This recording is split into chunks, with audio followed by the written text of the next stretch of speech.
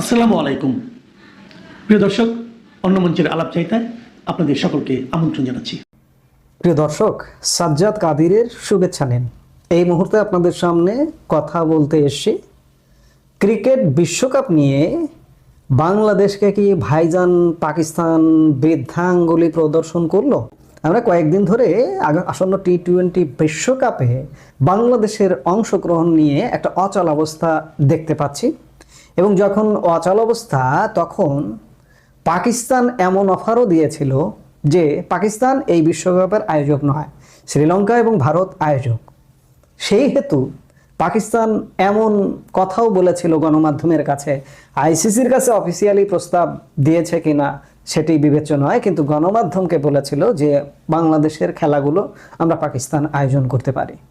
এবং পরবর্তীতে শোনা গেল যে বাংলাদেশ যদি ক্রিকেট বয়কট করে, বিশ্বকাপ ক্রিকেট বা খেলতে না পারে, অংশ নিতে না পারে, তাহলে পাকিস্তানও সেই খেলায় অংশগ্রহণ করবে কিনা সেটি পুনর্বিবেচনা করবে।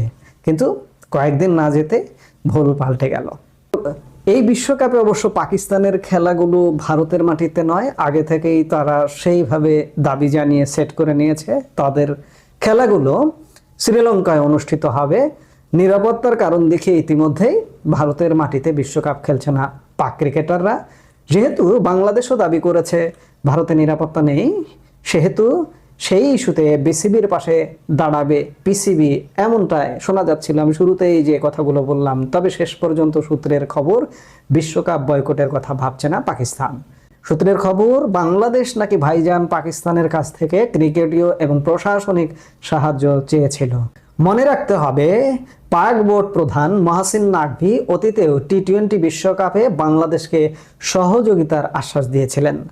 এরকম একটি পরিস্থিতিতে সোমবার খবর ছড়িয়ে পড়ে যে পাকিস্তান নাকি টি-20 বিশ্বকাপের প্রস্তুতি বন্ধ করে দিয়েছে। আগামী 7 ফেব্রুয়ারি টুর্নামেন্টের প্রথম দিনেই পাকিস্তানের ম্যাচ রয়েছে নেদারল্যান্ডসের বিরুদ্ধে। ওই ম্যাচ দিয়েই শুরু হচ্ছে টি-20 বিশ্বকাপ। কিন্তু সেই ম্যাচের আগে আচমকা সলমান আলী আঘাদের প্রস্তুতি বন্ধ করে দেওয়া হয়। পাক সংবাদ মাধ্যমে বলা হয় ভবিষ্যতে তাদের করণীয় কি সে ব্যাপারে টিম ম্যানেজমেন্টকে শীঘ্রই পিসিবির পক্ষ থেকে জানানো হবে।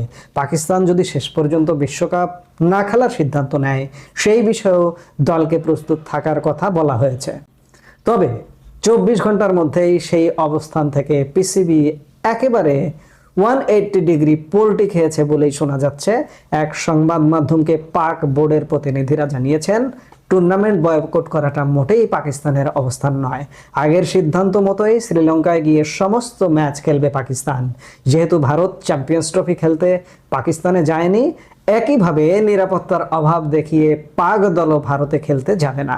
কিন্তু তার সঙ্গে টুর্নামেন্ট বয়কটের কোনো সম্পর্ক নেই।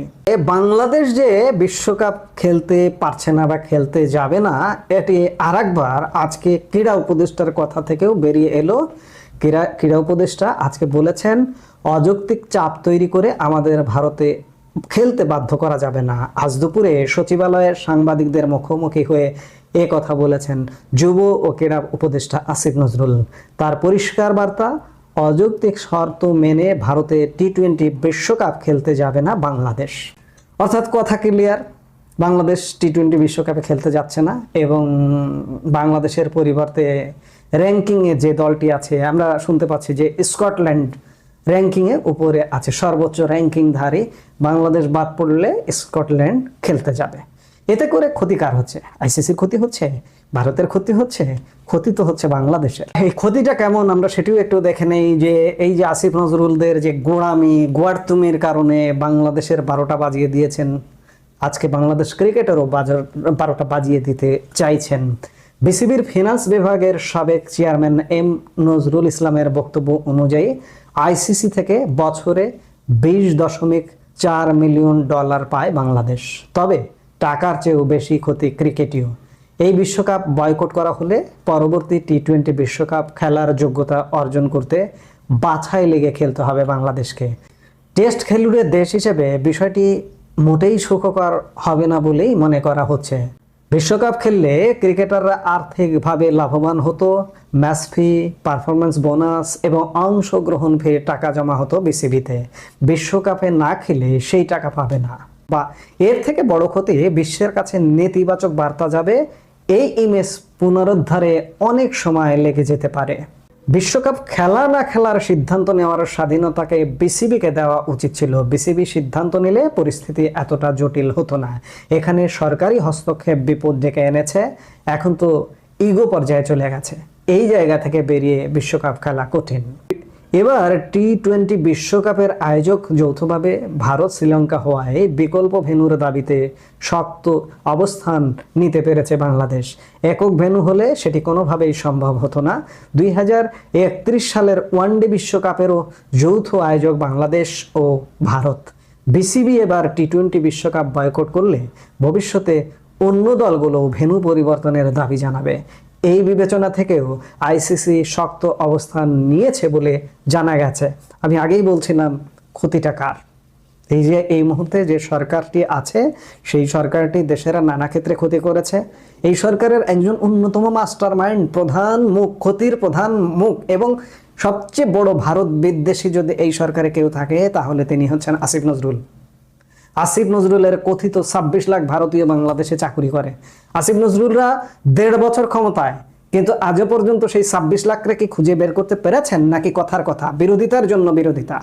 ঠিক তেমনি ইগো দেখিয়ে বাংলাদেশ ক্রিকেটকে কোথায় নামিয়ে ফেলছেন।